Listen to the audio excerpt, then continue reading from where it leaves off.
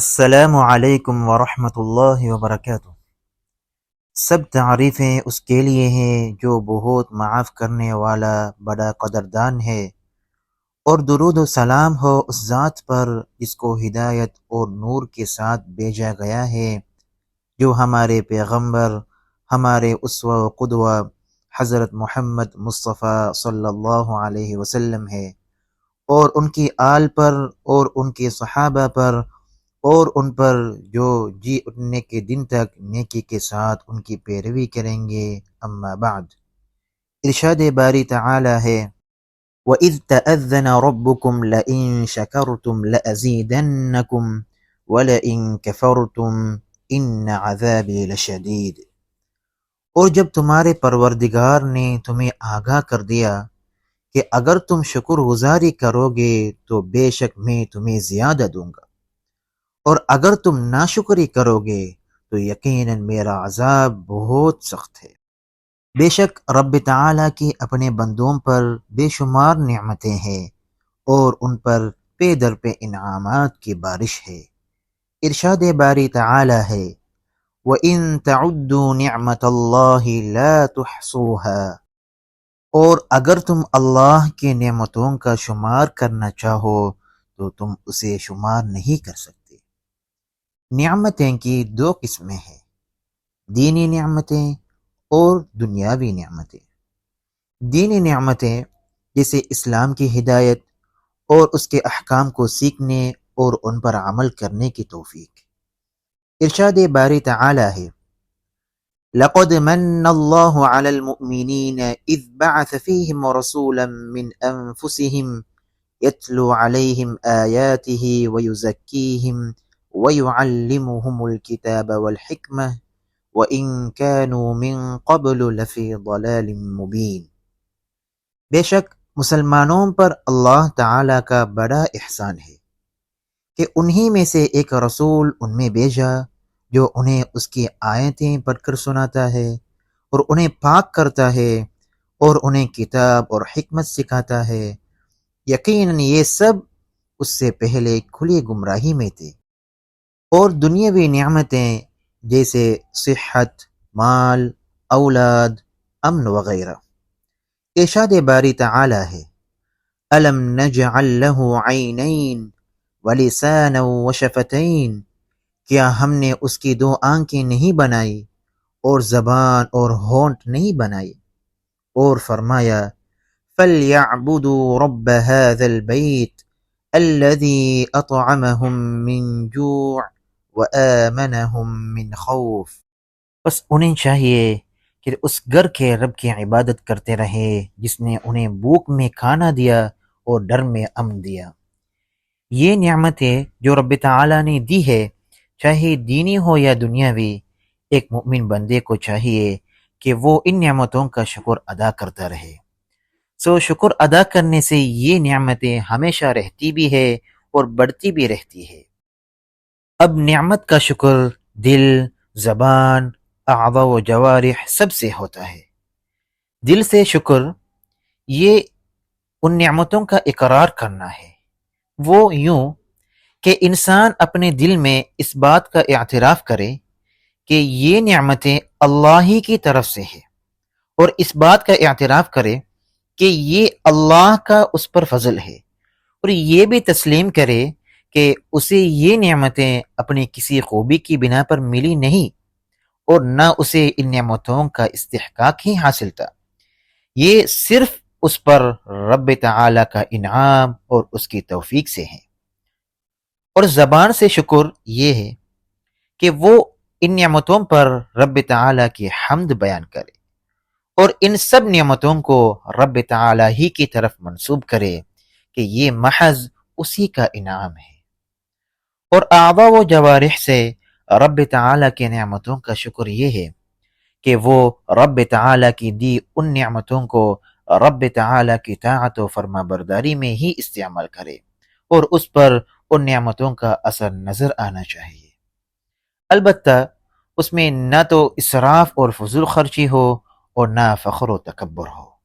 ارشاد باری تعالی ہے، بل اللہ فاعبد وکم من الشاکرین، بلکہ اللہ ہی کی عبادت کرو اور شکر کرنے والوں میں سے ہو جا۔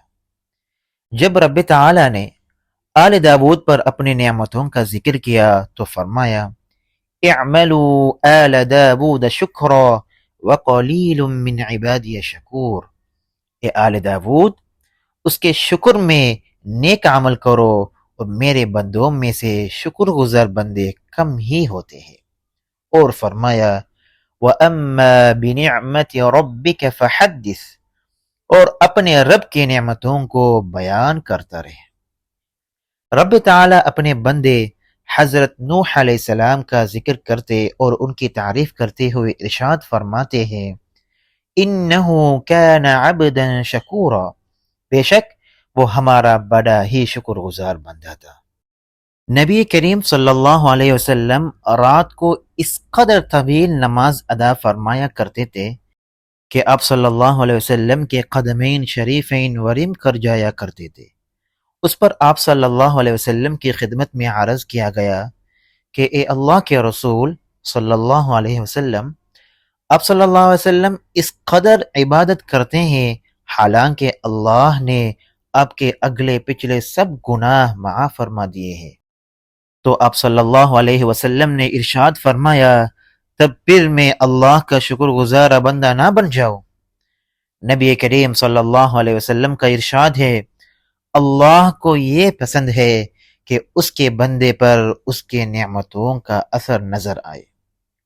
ایک حدیث میں وارد ہے کہ ہر وہ دن جس میں سورج طلوع ہوتا ہے لوگوں کے ہر جوڑ پر صدقہ کرنا واجب ہوتا ہے۔ تم دو آدمیوں کے درمیان صلح کروا دو، یہ صدقہ ہے۔ تم کسی آدمی کی اس کے چوپائے میں مدد کر دو کہ اس کے چوپائے پر اس کا کوئی سامان لدوا دو یا اس پر اس کا سامان اٹھوا دو کہ یہ صدقہ ہے۔ اچھی بات کہنا صدقہ ہے۔ تم نماز کی طرف جو بھی قدم اٹھاتے ہو اس کے ہر قدم پر اسے صدقہ کا ثواب ملتا ہے، اور تمہارے رستے سے تکلیف دہ چیز کا ہٹا دینا صدقہ ہے۔ مذکورہ حدیث میں سلامہ کا لفظ آیا ہے، یہ مفاصل یعنی ہڈیوں کے جوڑ کو کہتے ہیں۔ ہر آدمی میں 360 جوڑ ہوتے ہیں۔ قاضی فضیل بن عیاض نے یہ آیت پڑھی الم نجعل لہ عینین ولسانا وشفتین، کیا ہم نے اس کی 2 آنکھیں نہیں بنائی اور زبان اور 2 ہونٹ نہیں بنائے؟ اور رو پڑے۔ اس پر ان سے ان کے رونے کی وجہ پوچھی گئی تو کہنے لگے کیا تم نے کبھی اس بات پر اللہ کا شکر ادا کرتے ہوئے رات گزاری ہے کہ اس نے تمہیں 2 آنکھیں دی ہے جن سے تم دیکھتے ہو؟ اور کیا تم نے کبھی اس بات پر اللہ کا شکر ادا کرتے ہوئے رات گزاری ہے کہ اس نے تمہیں ایک زبان دی ہے جس سے تم بولتے ہو؟ پھر قاضی فضیل نے اس جیسی اور بھی متعدد نعمتیں گنوائی۔ نبی کریم صلی اللہ علیہ وسلم کا ارشاد ہے 2 نعمتیں ایسی ہیں جن میں اکثر لوگ دھوکے میں پڑے ہوئے ہیں، ایک صحت، دوسری فرصت۔ مذکورہ حدیث میں مغبون کا لفظ آتا ہے۔ مغبون غبن سے ہے۔ غبن خسارہ میں پڑنا، غفلت میں پڑنا اور دھوکہ کھانا ہے۔ جو شخص ان دونوں نعمتوں کا شکر ادا نہیں کرتا اور ان دونوں نعمتوں کو رب تعالیٰ کی طاعت میں استعمال نہیں کرتا وہ ان دونوں نعمتوں کے بارے میں دھوکے میں پڑا ہوا ہے۔ روز قیامت بندے سے نعمتوں کا بھی سوال ہوگا اور ان کے شکر کا بھی پوچھا جائے گا۔ ارشاد باری تعالی ہے ثم لتسألن یومئذ عن النعیم، پھر اس دن تم سے ضرور بھی ضرور نعمتوں کا سوال ہوگا۔ ان السمع والبصر والفؤاد كل اولئک کان عنہ مسئولا، بے شک کان اور آنکھ اور دل ان میں سے ہر ایک سے پوچھ گچھ کی جانے والی ہے۔ نبی کریم صلی اللہ علیہ وسلم کا ارشاد ہے روز قیامت بندے سے سب سے پہلے جس نعمت کا سوال کیا جائے گا وہ یہ کہ اسے یہ کہا جائے گا کہ کیا ہم نے تیرے لیے تیرا جسم صحت مند نہ بنایا اور ٹھنڈے پانی سے تمہیں سیراب نہ کیا؟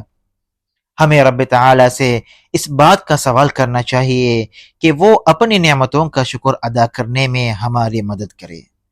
نبی کریم صلی اللہ علیہ وسلم نے حضرت معاذ رضی اللہ عنہ کو جن باتوں کی تعلیم فرمائی جو دراصل ساری امت کے لیے تعلیم تھی، ان میں سے ایک بات یہ ہے کہ نبی کریم صلی اللہ علیہ وسلم نے انہیں ارشاد فرمایا، اے معاذ، اللہ کی قسم مجھے تم سے محبت ہے۔